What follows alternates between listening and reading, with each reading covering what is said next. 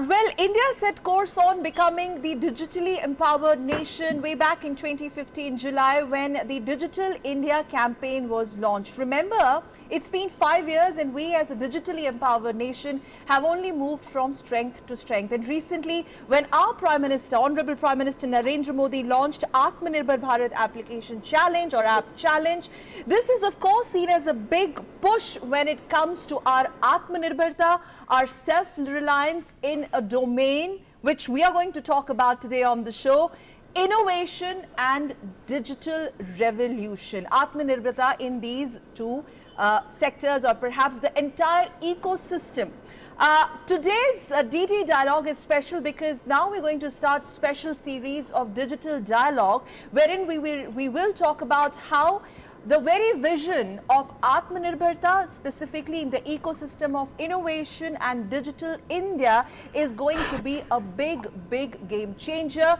Of course, under the leadership of Prime Minister Narendra Modi. There could be a lot of challenges, but then this is going to be our one big dream where India is already being pitched as the innovation capital of the world. And we are very honored to have a high-powered panel on this edition of DD Dialogue. Let me quickly start with a quick introduction.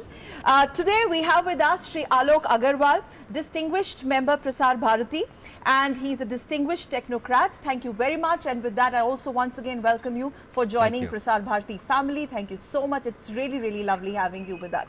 And also in our Delhi studio, very glad to have with us Sri S.K. Marwa. Sri S.K. Marwa is Senior Scientist, Senior Director with the Ministry of Electronics and IT, and he specializes in the electronics space, especially in domestic manufacturing and marketing of electronics. Thank you very much, sir, for joining us, Mr. Marwa. Very glad to have. And let me quickly go across to our special panelists on the show. Joining us from Bangalore, we have Mr. T.V. Mohandas, Padma Shri, Mr. T.V. Mohandas Pai, who doesn't need much introduction. Smiling there. Thank you very much. Very glad to have you, Mr. Pai, on Doordarshan. Chairman 3-1 Capital and also former Director Infosys from Bangalore. We also have with us Sri B.G. Mahesh, very renowned digital entrepreneur, and he was the first one to launch digital portal way back in 1990, and also he's the one who founded One India. And extremely glad to have on Digital Dialogue Sri Madhur Devra, President Paytm, the Paytm which has actually changed the way we look at the whole concept of digitization, especially empowering our rural India. And with that, let me now first of all start the whole show with Mr. Agarwal. Atma Nirbharta game changer, especially when Prime Minister made it very clear that Atma Nirbharta is not about being self-contained. This doesn't mean that we have closed our doors to the world. It's about self-generating and self-sustaining. Atma Nirbharta in digital and innovation. To begin with, where do you see us in this particular space, and how do you see this being a big way forward, a big game changer? I believe Atma Nirbharta is a fantastic initiative. In the last 10-15 years, we've seen a big thrust on startups, and a lot of entrepreneurs have come forward and doing things in new domain, creating companies from almost zero to very large corporations. We know the examples all around us, and I think now is the time. But I personally believe that last 10 years have been kind of setting a foundation for entrepreneurship to grow. And today we are at a stage when we can really take off, where our entrepreneurs and innovators can create solutions, digital solutions relevant for India, which solve India's specific problems. And they need an ecosystem and environment, and I think the government's initiative will give them a great fillip to really jump forward and come out with interesting solutions which become large businesses as well over a period of time. Coming to the electronic space, this is of course, Mr. Marwa, seen as the very backbone of the innovation sector. How are we really placed, before we talk about the Atma Nirbharta pitch-in, how are we placed in the electronic sector, the domestic sector? And in this space, I believe you cannot really close your doors when it comes to the external world as well. Yes, very correct. And as you rightly said, electronics is the backbone of digital India, So and promotion of electronics manufacturing is one of the key pillars of the both Make in India program as well as the Digital India program. And towards that, we already started making efforts way back in 2012 when we launched the National Policy on Electronics. And as a result of various initiatives taken through that policy, for example, the modified special incentive package scheme where we provided a capex subsidy of 20 to 25%, then setting up of electronics manufacturing clusters to take care of the infrastructure disabilities, then mandating standards, rationalization of tariff structure, all of that, the phased manufacturing program. And we have seen a tremendous growth in the last 5 years in electronics manufacturing. We were about $29 billion worth of production in 2014-15, and today we have reached about $76 billion of domestic production, and that has amounts to a compound annual growth rate of 23%. Okay. So that's not no mean achievement. But going forward, we have brought in the new national policy on electronics. Now, actually, what happened in the previous policy, we were focused on, import substitution. Okay. Okay, but now we are going all out for exports. We are talking of size, we are talking of scale, and then increasing the domestic value addition, going all out for manufacturing of electronic components, the semiconductors, and then deepening the value chain. Okay, so with that, that is the focus. And you know that electronics today is the second biggest item of import after oil. If we don't do anything, so that ultimately a stage will come. So when we talk about this Atma Nirbhar Bharat, the big picture, especially in the innovation sector, you're saying that as of now, and of course the numbers are very, very good, and this is only going to grow multiple fold. They will improve. But I'm sure there are also challenges and a lot needs to be done in that space. But before that, let me quickly, I'm going to go across to Bangalore to Mr. Pai there. The way India has gone drastically up 29 positions in the innovation index, and this is what Mr. Pai we had in 2019, and the way these 9 years have been in terms of, I'm just going to specifically ask you about this global innovation index and India's positioning in that, and I think that's where the larger success stories lie. That is true because, I believe Prime Minister Modi's Digital India program put the focus on innovation and digital squarely in India because it was going up at that point of time. But for the first time, he brought in young entrepreneurs on the stage in Vigyan Bhavan to tell India what it is. But what he has done in creating connectivity, 95% of India has got connectivity, most of it is 4G. He made sure 375 million accounts. And he made sure DBT was done to the extent of nearly 12 lakh crore of rupees for the last 6 years. And he has taken many initiatives to make sure that we manufacture a mobile phone. I think we manufacture about 250 mobile phones. And he has started the fund of invest in startups, etc. He's created the complete ecosystem for India to be a dominant power on top of the IT service industry. Let me give some data to tell you where we are today. The IT service industry, $150 billion of software. We have 4.5 million people employed. We have in the top 10 software service companies by market value, 5 of them. In the top 5, there are 3 of them. United States has 6 million engineers in software. 1 million are Indians. Out of 4.5 million working here, 2 million work for American companies. Out of 8 million working for American companies, 3 million are Indians. 25% of startups in the valley are Indian. 35% in cybersecurity. Great. In the startup scene in India, we have 45,000 startups who created $160 billion of value. We have 52 unicorns, and last year we got $14 billion of capital coming in. We got $60 billion of capital from 2014 till now. By 2020, we'll have 100,000 startups, 100 unicorns, creating $500 billion of. So we are on the upsurge of something huge. Okay. Government's policy in electronic manufacturing, mobile phones and all that is the absolute thing. And we think Jio getting about $12.5 billion in a month. I don't think anybody has got $1 billion in a month. Even global, difficult because Jio has created the platform. So 4G, so when a Prime Minister, yes, so you got these numbers literally, yes, Mohandas Pai, you've got these numbers literally on fingertips. Let me take this to Mr. Deora. Mr. Deora, Paytm was a game changer, UPI was a game changer, UID, the way it changed the whole concept of identity, and most importantly, Arogya Setu, our first response, digital response to deal with pandemic within weeks. And look at where Arogya Setu, you know, in terms of a million users within weeks of its launch. My question to you is, where do you think we stand when it comes to our ability to build these tech solutions? Oh, I think Mr. Pai will be more of an expert on this than I will be. But over the last 25 to 30 years, what the whole world has acknowledged that Indians can build software, right? Indians can build great software. In fact, we've been building software for the entire world, including for the US market, which is before, so far has been one of the most innovative markets in the world. So no doubt that Indians can build software, right? I think what has happened over the last 5 to 10 years is that there's been this big innovation layer that has got added on top. Okay. That we're not just going to build software that somebody else wants us to build.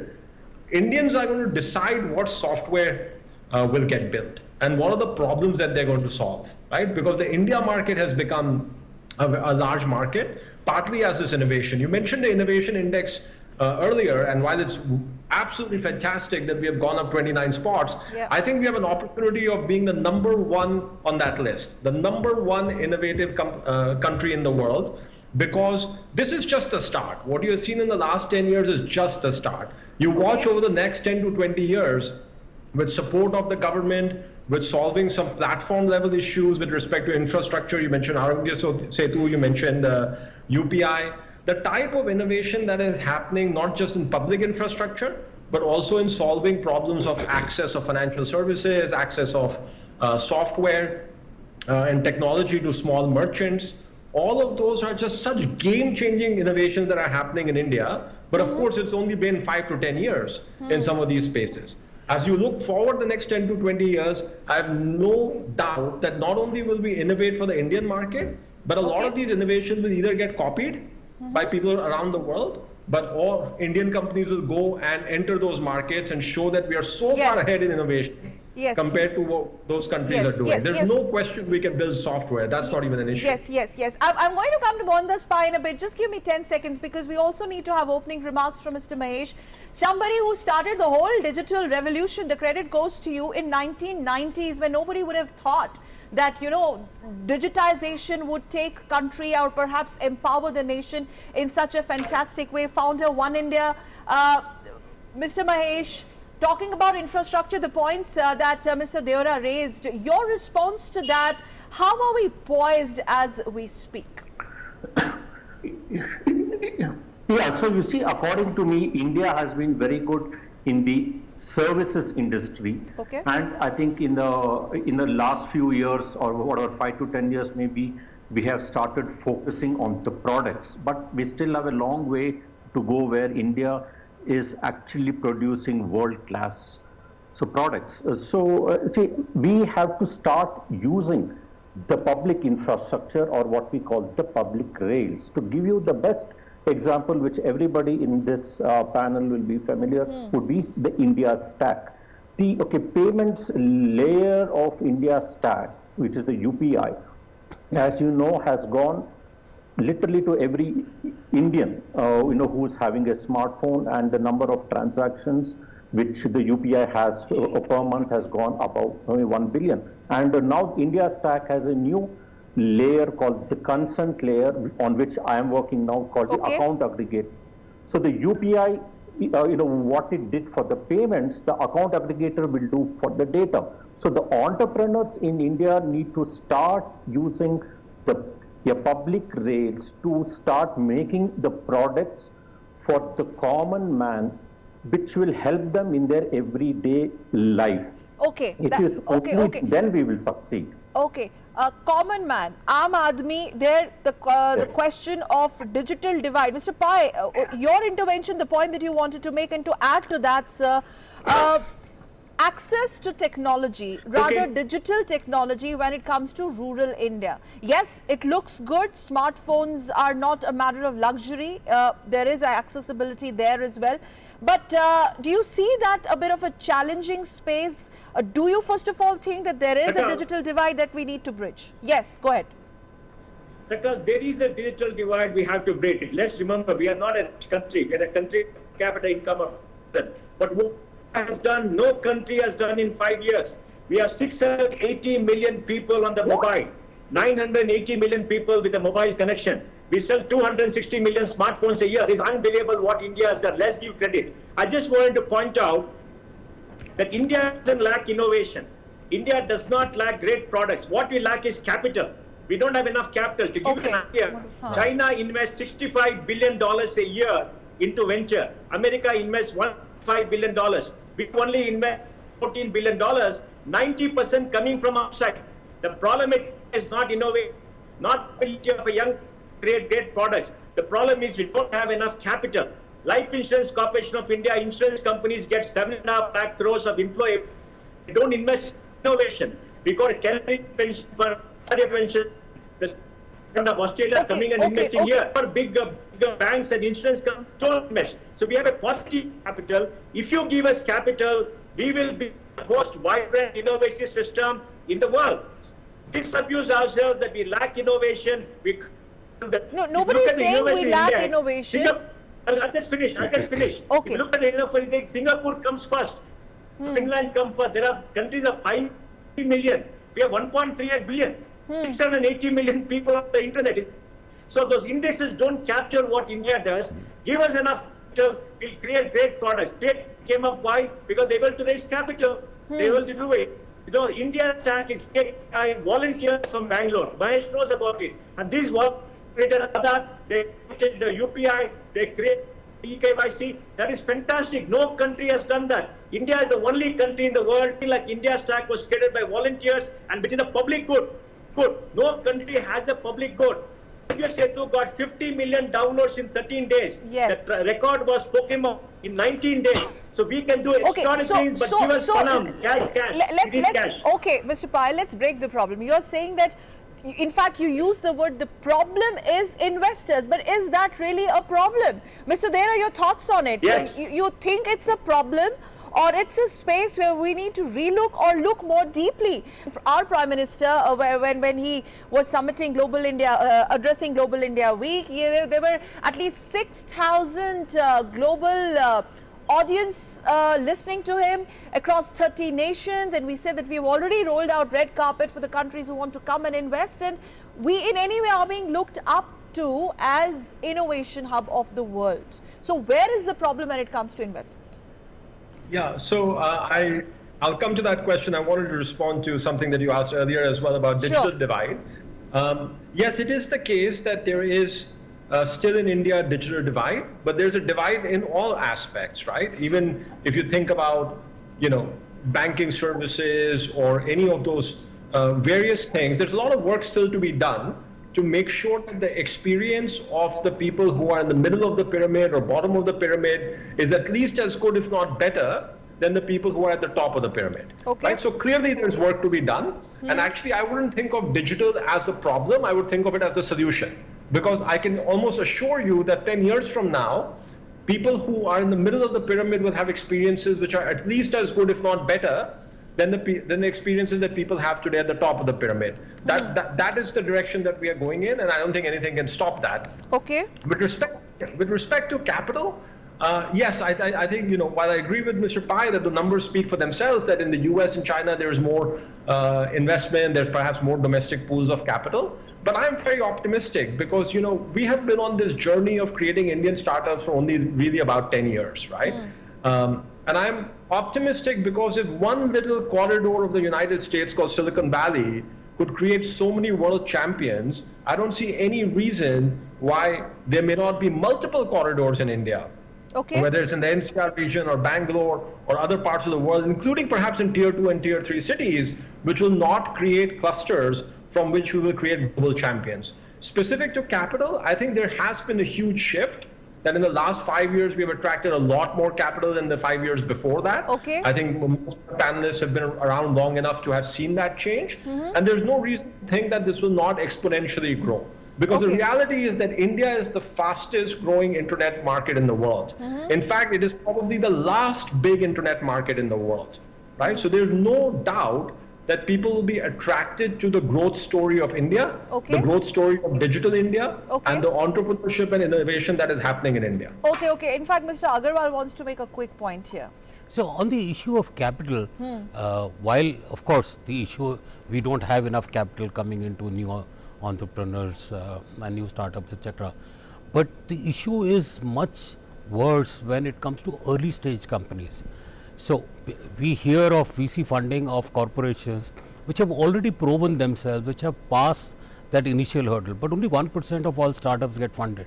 The balance 99%, irrespective of the quality of their idea, somewhere just fizzle out because they haven't got the right access to capital and so on. And the traditional methods of investments are not available to them. If you are especially working in software areas, then there is no bank access and so on. You have to rely on venture capital, which will only come as the way the venture industry is structured.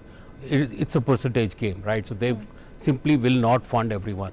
So I think that is one area which does require support, a lot of thinking on how do we support the startups at an early stage, at their fledgling stage, before the ideas can really come to fore and we are convinced of the solution, what we call the proof of concept stage.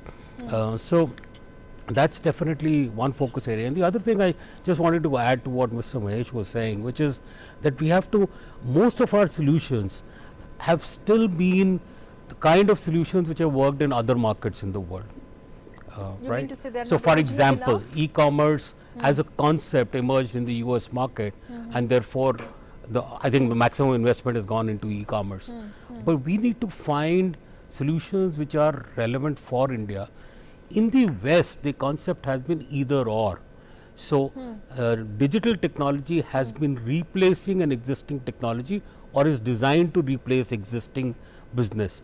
Whereas I think in India we need to be an and system. So for example, e-commerce not to replace the retailer, but to work with the retailer. And of late, in the last 2-3 years, we are seeing new solutions coming up which are actually exactly working in that context. Rather than killing the retailer, we're saying we will empower the retailer, work along with the retailer, yet offer the consumer. And Mr. Dera is nodding there. I can see him. You want to make a quick point here before I come to Mr. Mahesh? Please go ahead. Mr. Dera. I wanted to, on the second point that Mr. Agarwal made, I wanted to totally agree with that. Where the world is going is that technology companies should be working hard, and especially where for India's needs and India's problems, what technology companies should be doing is helping the small retailer, the small customer, have the technology so that they can participate in the formal economy, so that they can grow their businesses. If you're a customer, can you get proper access to savings account, wealth management accounts, and so on. So it is really about building for our small retailers and our middle of the pyramid and the bottom of the pyramid, where we can really have an impact. So the question is, just on your first point, sir, about startups not getting funded. I think, while I said earlier that yes, I'm optimistic and these things will exponentially grow, I think one of the other things that I've seen happen over the last 3 or 4 years is that there's also society change, right? It is okay to be an entrepreneur, right? Just like 20 years ago, it became okay to be a cricketer after the 1983 World Cup. Now it is okay to be an entrepreneur. And from an entrepreneur mindset, what I see in the young people is that there's this resilience and there's this lack of fear of failure, right? So if that one idea didn't work out, it didn't get funded, maybe I made a few mistakes, I go on to the next idea. I don't give up, right? And I think that will take us a long way. So I just wanted to give reasons to be optimistic around that as well, although I agree with the point that more capital will always be more welcome to the startup ecosystem. Yes. And Mr. Pai, I know you want to come in here, but then before that, Mr. Mahesh also wants to make in a quick point here. But, I think that's a very pertinent point raised by Mr. Dera when he says, do we really have an ecosystem for those who want to, the whole ecosystem startup? Is everything in place? Like Mr. Agarwal pointed out that they started well, but then it fizzles out. And I think one of the prime reasons why our Prime Minister came up with this innovation app challenge is for the fact to up this game, because there is a palpable excitement on ground. There is potential. We do have capacity building. It's just that we need to capitalize on that. Mahesh, Mr. Mahesh.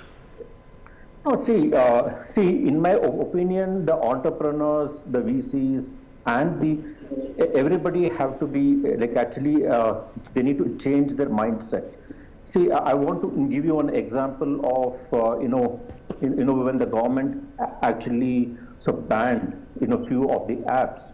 The entire Twitter was asking what is the replacement app for actually cam scanner. People were not able to find a single app which is as good as the cam scanner, and even I was surprised that nobody was now up for that excellent challenge. Okay, because I don't think to build something like the cam scanner you need some 4,000 employees or something like that. So we should not be afraid to so take on any of the apps or the products which are from abroad, which is doing very well, and the capital will come. We need to focus on the product to ensure it is solving the issue which people are facing in everyday life, and to ensure that is happening. My advice from my personal experience, I would say for everyone who's in the digital space, please ensure you give full support for the Indian languages. Your reach, your scale, okay, and the only language I think many people understand is your valuation will come when your reach increases. And please focus on your revenue and the profitability and your mother tongue. You will win. And coming from you, we totally agree, because somebody who has actually revolutionized the whole multilingual digital platform.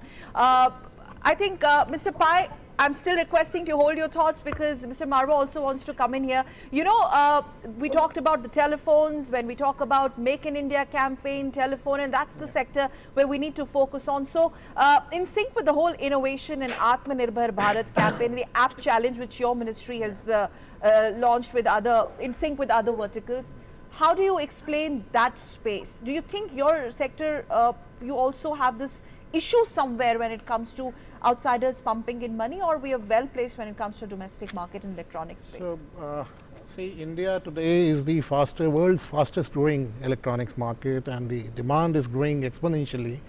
But then, as far as you mentioned the mobile phones, we have done exceedingly well in manufacturing mobile phones, and today over 95% of our domestic demand of mobile phones is met out of domestic production.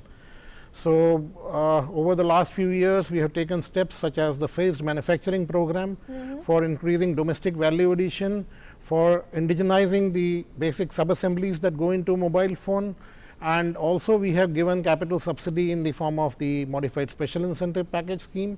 So all of that has resulted in building up the mobile manufacturing ecosystem. And today, if you see, as far as smartphones are concerned, we are the world's second largest smartphone market in the world, and with 50 crore smartphones that will go up to 83 crore in next 2 years, by 2022. So this the affordability has played a key role. The prices have gone down substantially, the data packs, the prices have gone down substantially. So smartphone has become the device for internet access. And going ahead, it will revolutionize, the digital governance. Okay.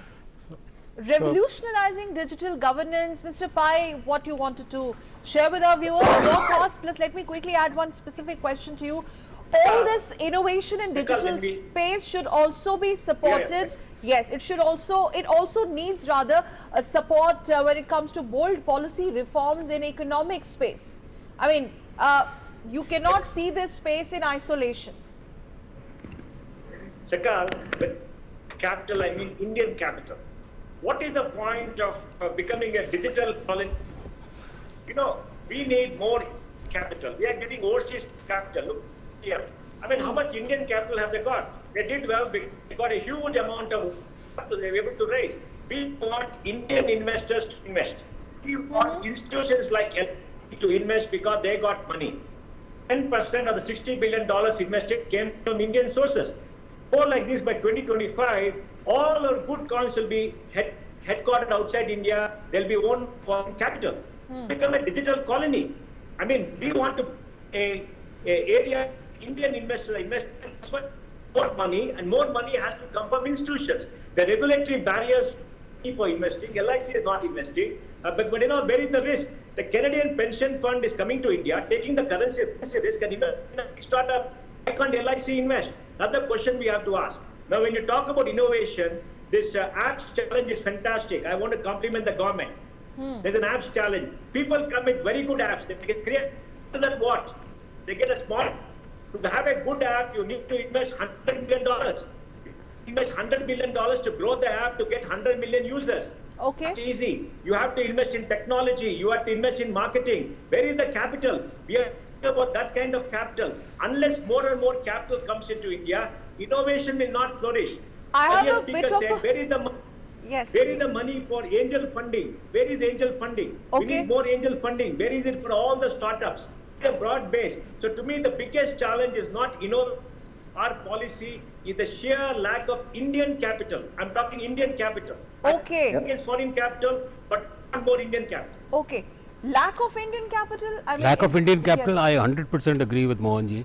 And also, when these solutions are at an innovation level, at an early stage, it's also very difficult to really No, put but is together. there any reluctance? Do you sense some sort of reluctance by I Indian still domestic believe players? the Indian investor has I mean, is not educated enough in some the trust deficit. I mean, the world is very keen to pump in their money, invest it, but our own domestic environment is not that. seems like there seems to be a lack of belief in it's seen as very risky, the investment in these startups, and therefore most Indian institutions play a safe game, and they have tried to stay away from investing in startups. And I 100% agree, there has to be a lot more, whether it's angel investors, institutional investors from the domestic market, which can actually ramp up the game. And I again go back to early stage investments, and early stage investments to attract international money is quite tough. And a related point here is also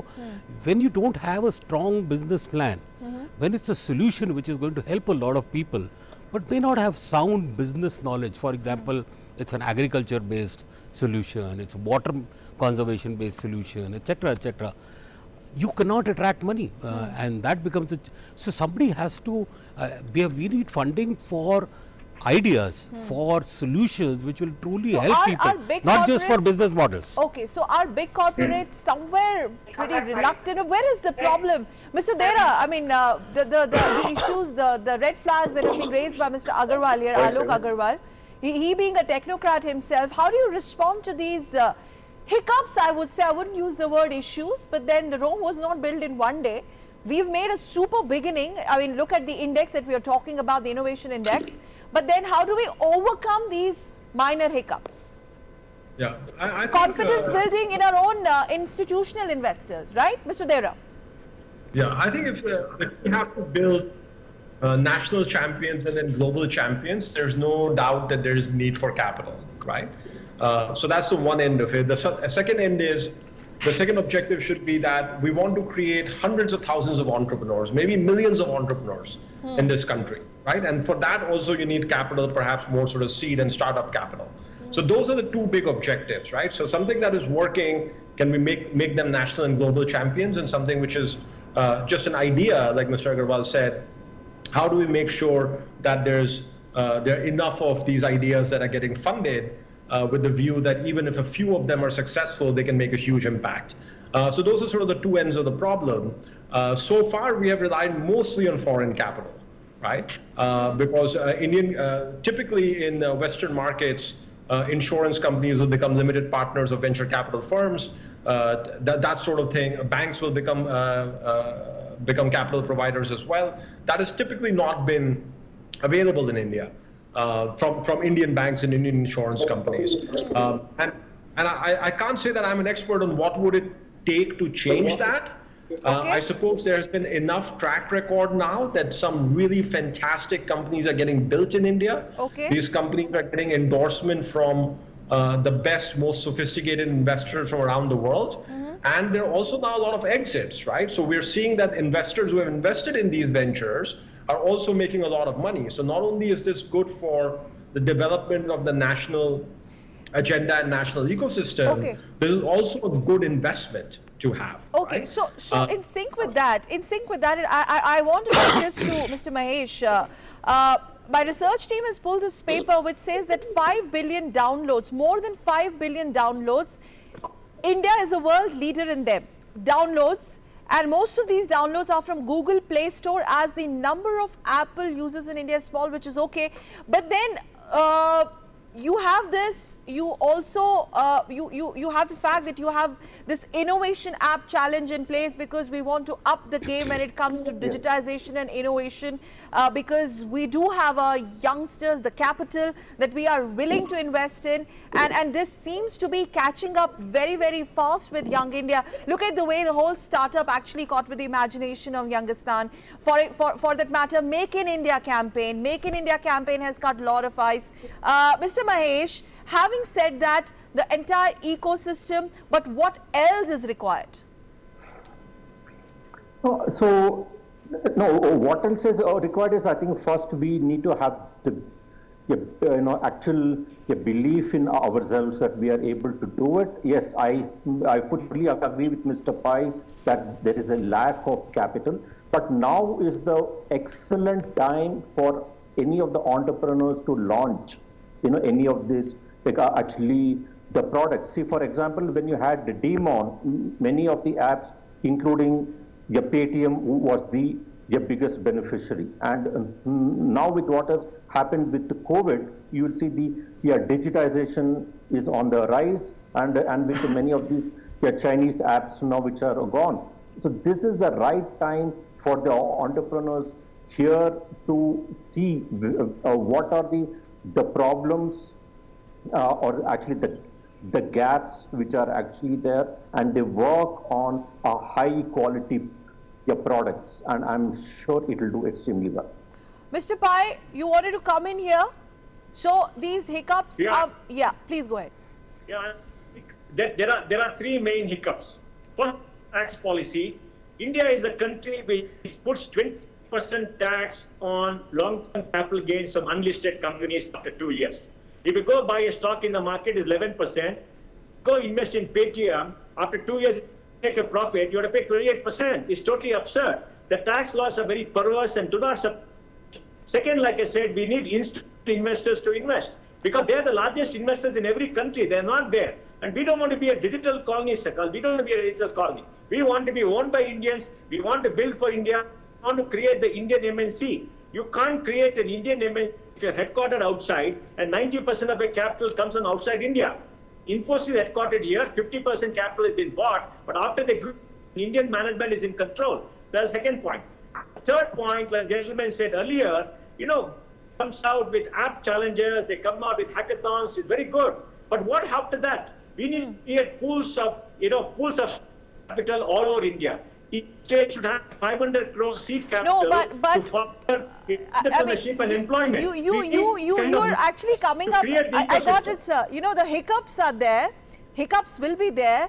But then there is a lot of optimism also attached. I mean, you yourself are so optimistic about this. No, but I'm interrupting you here, sir. I have some data with me. Yeah, Mr. Pai, I have some data with me. Look at this. We have rural India has 227 million active internet users. Your urban India has 205 million internet users. Look at the comparison, 227 million active internet users when we talk about the villages, the rural India, and your urban India has just 205 million users. I mean, is it not a success story? These numbers, there's a thought behind it. There's a pattern behind it. There's something telling us that kahin pe kuch ho raha hai. Digital India is not on papers. Of course. Yes. If I may, of course. So that lack of confidence in investment, domestic investment, I mean, why are we looking at it as a hiccup, as an obstacle? If I may, Mr. Pai, you were saying something, otherwise I'll jump in. Mr. Pai, go ahead. Sakal, the key thing is every country should own digital giants and companies. Look at the United States, Google, Alphabet. You got all the companies there, right? Look at China, Beiju and Beiju, Tencent, everybody else. Look at our companies. All these unicorns are owned by outsiders. Yes. What do Indians own? Nothing. Indians don't own anything. What is the problem? We have to solve this problem, sir. The biggest problem for Prime Minister Modi, Digital India will succeed. We will succeed. We'll go up the innovation ranks. We'll create a fantastic system. But who wants it? We want to be owned by Indians. So we need Indian capital, period. We need change in the tax laws. We need government development programs like it happens in every country all over. Okay. In China, we invest $20 billion a year in innovation. We need to invest more. That is the biggest problem. Okay. Innovation. We got great techies. We create these products. Okay, point taken. Yes, Alok Agarwal. You know, one of the things which probably also prevents investors from coming in this market is that the only metric for success of a new venture is return on investment. Nobody is evaluating the actual solution, how many people is it helping, and the return of investment definition in the venture world is multiple X's. You know, they are not happy with the traditional rate of growth and the traditional returns of 8-10%, which typical investment would have. So I think we also need to have I think it requires the entire ecosystem to be educated, where we start evaluating these solutions from a different lens. It's not just about making more money and making billionaires, but it's also about helping a billion people.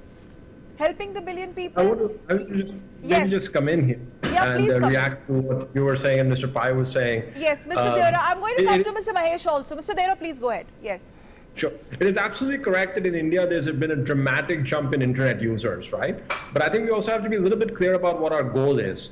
If you look at it from that lens, you can't just look at internet users, you have to look at which apps are they using, which operating system is powering their phone, and where was that built, and where was the phone built, right? Obviously, connectivity is in most cases Indian companies. So there's like, so 70 to 80 out of the top 100 apps in India that are used are actually foreign made, right? Is that something that we want to change? I would argue that is something we should change, and we have the ability and capability to change, right?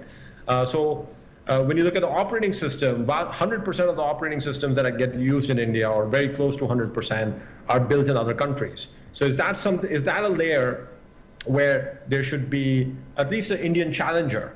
Just like, for example, there was MasterCard, Visa, and then RuPay got built out of India, right? And now UPI has got built out of India. So we can do this, right? We can do this. We're a large enough market. We have innovators in this market, and we can create world-class solutions. I'm not saying you take an inferior solution. You create a world-class solution. It is possible. But the reality of where we are today is something that we should actively seek to change, which is 80% of the apps should not be foreign apps, right? What is it that we are not getting right? And that is something that we should actively look to address. Okay. Yes, Mr. Mahesh, go ahead. What is it that we're not getting right, if at all we're not getting something right? No, see, now I think the first main part has been done over the last 10 years is the internet penetration has increased in India a lot, mainly due to the mobile internet. Okay, so now we are able to reach everybody across the country. But as one more person said, if you see the list of the apps which are used by them, for me it is actually worrisome, because I don't think these apps what they use is helping them in any way to improve their economic. That's a different debate, sir. That's a different thing. Let's come back to Atma Nirbharta and innovation in digital space. Yeah, so I'm just saying that in view of that, in India now we need to develop the products, with the help of, hopefully we are able to raise money from the Indian capital, which is very, very hard, which is non-existent. Okay, but so if we are able to develop the products for India by the Indians, it will do very well. UPI is the excellent example about what happened after UPI, which we are all working on account aggregator. You will see in the next 12 months, it will be bigger than UPI. Yes. Let me quickly get in, Mr. Marwa. You've heard very patiently. Taking it back to the whole Atma Nirbhar Bharat in innovation and digital space. We began by saying that electronics is the mainstay.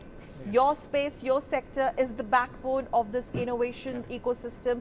Hiccups we talked about. We will continue to be critically evaluating it, but I'm sure there are lots of solutions also.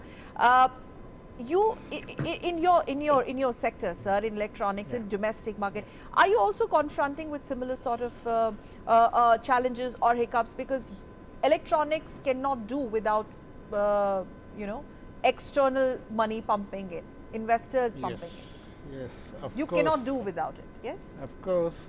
Actually, mobile sector, if you see, for example, you know, first I will come to the domestic champions. You know, great countries have been built on the back of great companies. You know, so ultimately we need to build domestic champions to become a great country. Okay. So that is the essence. So if you see historically, be it any multinational, you know, coming from any country, so great multinationals, great companies, great countries. So if we want to make India great, we need to build domestic champions. And in the mobile space, if you see that we did have, you know, big brands like Micromax and Lava and Carbons and Intex, but because of the foreign competition coming in, I mean, they were quite, essentially they have been literally wiped out.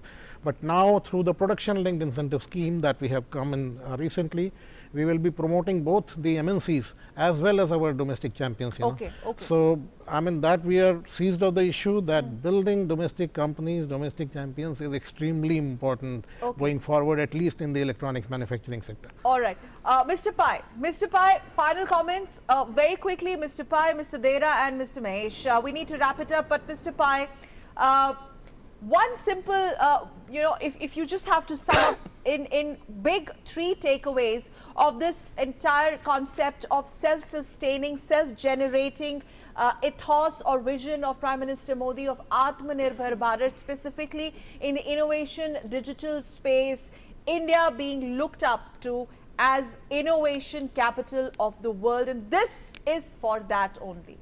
I'm going to come to you again. There seems to be a bit of an audio snag. We are not able to hear you, but same question to Mr. Dera. Your final comments.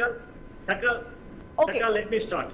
Okay, start again. Just like we have to defend our physical boundaries, we have to defend our virtual boundary, our digital boundary. That's what Atma Nirbhar Bharat is for to me. We create an innovation system which is on par with the best of the world and challenge the rest of the world and make a great power digitally, which we already are.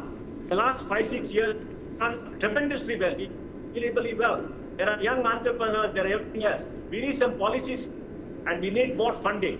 For example, they came out with a 50,000 crore program to give jobs to the migrants who have gone back to the 6 South Indian states. Why can't we have a 50,000 program to fund in India for the next 5 years? That will radically change India. We need a big 50,000 crores, put it down in India. We will show you, we will be innovation in the world. Believe me. Okay, we believe you. Mr. Dera, you agree with him? Do you also believe in him? Well, the first thing I would say is that we should have belief and we should have very ambitious goals. And the Honorable Prime Minister has said is right on the mark, which is we can be the innovation capital. On that index, we should be #1. We shouldn't settle for #2. And we have the ability. I know sometimes we feel like other countries are ahead of us. Other countries are not ahead of us in terms of our journey to being the #1 innovative capital of the world. We have the talent, we have the 30-year history of building software for the world, and we have this huge society and huge young population of entrepreneurs and engineers and innovators which can help us achieve that dream. So that's the first point. Of course, there will be hurdles, right? And it's only been 10 years. Capital is something that Mr. Pai talked about in some detail. And I think that is a real challenge. If that was easier, I think you would see a change. I think you would see people willing to take more risks because just raising capital is that much easier. It is one of the biggest problems that smaller startups have. Okay. The third thing and final thing that I would say is just we should think about what is it that we want from our national champions and what can we do to support them, right? And I'm not in favor of necessarily closing down boundaries, except when it's required, of course, for national security and so on. Okay. But is there a boost that national champions get? Is there a boost? How do we change the fact that 70-80% of our top apps are foreign apps? Is that something that we should aim to change? And how do we then not only create that ecosystem from ground up, but what are the boosts or advantages that we give to national? And Mr. Dera, you would agree here that that's exactly we have this Atma Nirbhar Bharat app challenge, which has already cut a lot of ice with our young innovators and across the country. And finally, Mr. Mahesh, your thoughts? Self-generating, self-sustaining. I'll come to you as well. Yes, go ahead. No, see, in my opinion, we always had the confidence, or we were inclined, to do these things. And obviously now we getting the much needed push, from the Prime Minister. I think the entrepreneurs will take up the challenge. But I should say that the entrepreneurs should not assume that they will win only because the product is made in India. About what it offers, the quality, everything should be in par and or exceed what the competition is actually giving. So if we all work with each other, and if we have some excellent mentors for any of these startups which will be going to work on this projects, I am sure we are going to win. And we're already we've already won the half race. Can you say that? Can we say that, Mr. Marva? And I'll close it with you. Yes. Okay. So I just wanted to, that figure of 50,000 crores that Mr. Pai mentioned. There, yes. Yeah. So, but through the medium of your program, I would like to announce to the entrepreneurs who would be watching this program. Great. As far as electronics manufacturing is concerned, we have come out with 3 new schemes. Production-linked incentive scheme for promotion of large-scale electronics manufacturing, the scheme for promotion of components and semiconductors, what we call specs, and the third is the modified electronics manufacturing cluster scheme. So these are the 3 new schemes under the aegis of the new national policy on electronics, and here the government has allocated 50,000 crore for these 3 new schemes for the next 5 years. Great. And I would like to urge the entrepreneurs to seriously look at these schemes and promote electronics manufacturing in a big way. If that happens, it will open up opportunities for several other sectors as well. Absolutely. It could be a chain reaction. Yes. Yes, finally, final words from Mr. Alok Agarwal. I think we are at a good place. This new campaign to develop Atma Nirbhar apps is definitely going to give the whole program a boost. It's going to invite a lot more innovators to develop there. We in the last, like I said earlier, in the last 10 years, we have laid the foundation. We have the infrastructure, we have the connectivity, we have the consumers. The consumer is digitally aware, the consumer is digitally curious. I think that is something which has been kind of proven. We have proven the fact that such new businesses can make money, they can give returns to their investors and so on. So I think all the ingredients are there. They just need to be locked in firmly in place, and we need to constantly keep removing the hurdles on their roads so that it's a smooth sailing. There is a lot more risk in this, but I think the rewards and returns can be tremendous over the next 10 years, and I am a firm believer that we can be a top innovator company. It's the Indians who shine everywhere in the world. Why can't they shine for India? The fact that you said in the last 10 years, but if you look at the last 3 months, the way we've responded to pandemic, not only in terms of governance, but even if you talk about this topic that we are talking about, the innovation and digital space, we came up with Arogya Setu. And Arogya Setu was one of the backbones, the way we dealt with the entire problem. And if we could do that within fortnight, I think 10 years is a long rope that we are giving. We may have fantastic results in your ministry, under the aegis of your ministry. I think we're really waiting and watching to see how these various stages of Atma Nirbhar Bharat campaign and app challenge is going to snowball into a very big success story. Well, on that optimistic note, Mr. Pai, thank you so much for joining us. We thank Mr. TV Mohandas Pai, Padma Shri and former director Infosys and chairman of the 314 Capital for joining us on Doordarshan. Extreme thanks to Shri Madhur Devra, President Paytm. Very, very thankful all the way from Bangalore to Mr. B.G. Mahesh, digital entrepreneur, somebody who in fact started the whole digital revolution game way back in 1990.